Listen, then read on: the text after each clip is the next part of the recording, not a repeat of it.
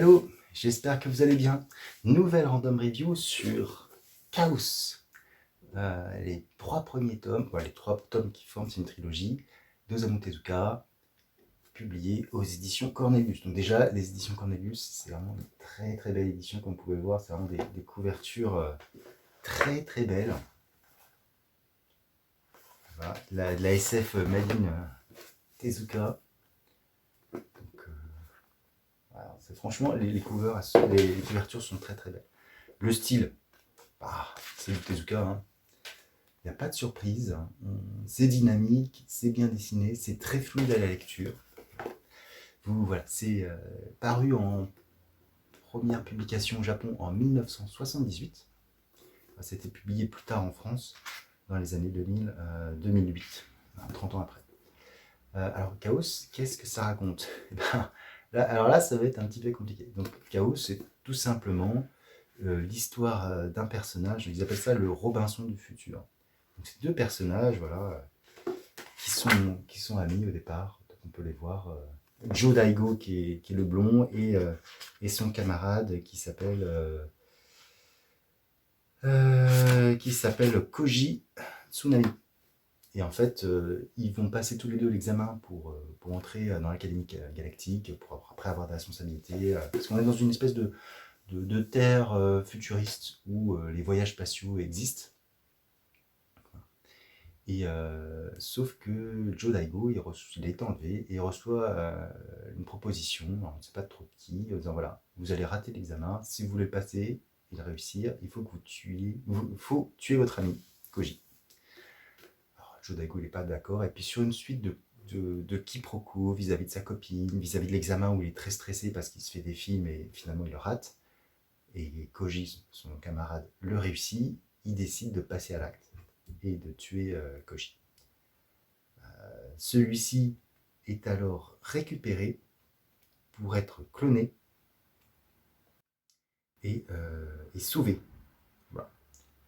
Et il change complètement de style, et là ce style, voilà, avec ces espèces de deux touffes de cheveux. Alors il est ressuscité, on ne sait pas trop pourquoi, et lui, sa première chose, 10 ans après son meurtre, il décide de retourner sur Terre, et il se rend compte que Joe Daigo est devenu le ministre, etc.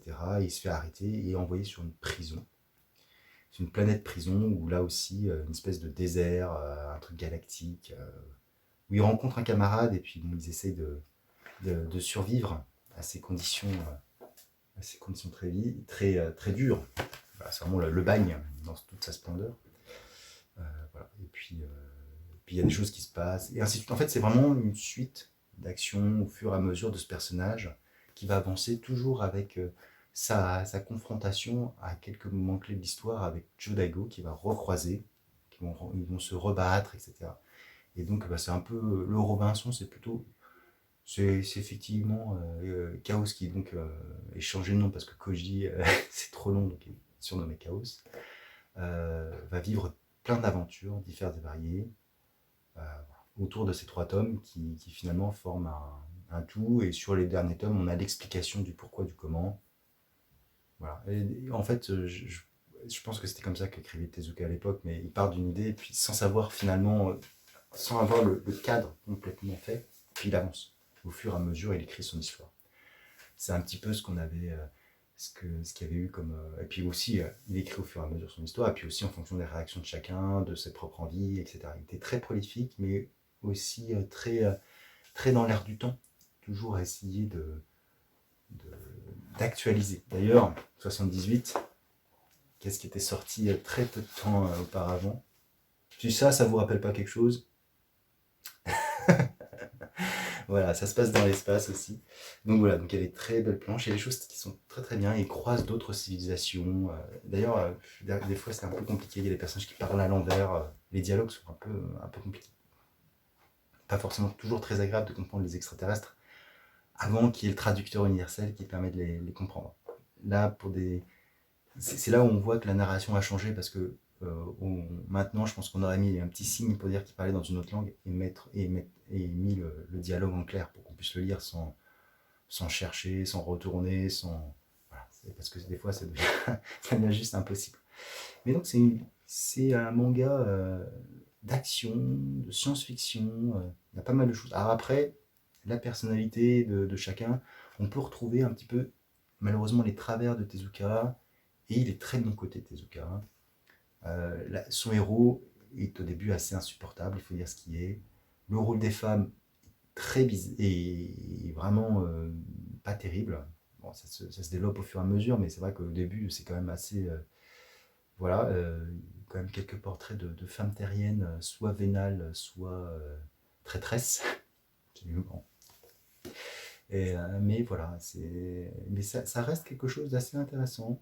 Et puis même, voilà, ça se conclut en 3 tomes. Il y a tout le dynamisme de Tezuka, toute la folie de Tezuka à l'époque. Hein. Voilà, c'est quand même fou de se dire à l'époque ce qu'il pouvait faire ce qu'il avait comme idée. C'était incroyable. Hein. Et puis voilà, c'est une édition qui est vraiment très très belle. Je ne sais pas si elle est encore éditée. Mais vraiment, bonne petite surprise, ce chaos. Ouais, et puis les éditions qu'on a lues, ça sont vraiment très belles. Alors c'est du grand format, c'est un peu plus grand que... Si je reprends un autre exemple de manga un peu plus classique, voilà, hop, donc c'est plus grand, mais ça reste très lisible. Le style de Tezuka, moi je le trouve très agréable aussi à lire. Donc voilà, c'est une toute petite review, juste pour vous donner envie de plonger dedans ou pas. Donc plonger dans ces races extraterrestres qu'on peut voir côté